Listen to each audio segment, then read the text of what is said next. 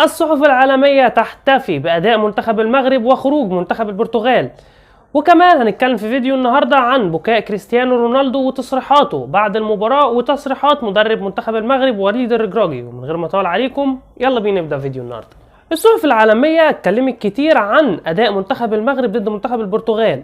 ريكورد البرتغالية اتكلمت عن الموضوع دوت وقالت منتخب البرتغال يسقط أمام المغرب ويودع بطولة كأس العالم.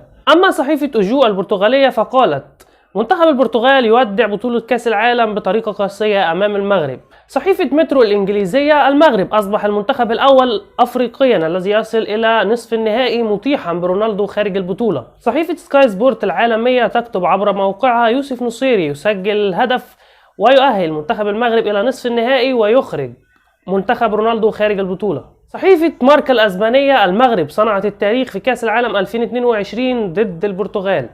نيجي بقى لتصريحات كريستيانو رونالدو بعد المباراة.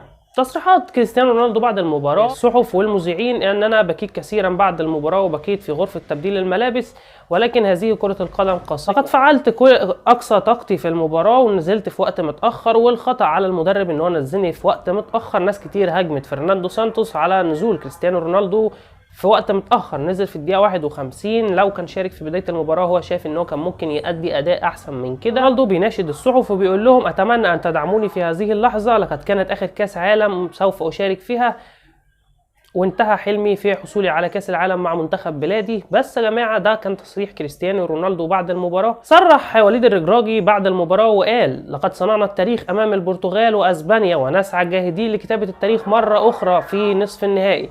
اما بقى عن شاكيرا، دعمت منتخب المغرب بعد فوزهم على منتخب البرتغال وقالت حان الان موعد افريقيا لبلوغ دور نصف النهائي في كاس العالم. بس يا جماعه وبكده يكون خلص فيديو النهارده. لو انت لسه جديد في القناه ما تنساش تدعمنا باللايك، اشترك في القناه وفعل زر الجرس عشان يوصلك كل جديد، وشير الفيديو في كل مكان لو عجبك عشان يوصل لاكبر عدد من الناس. ومن غير ما اطول عليكم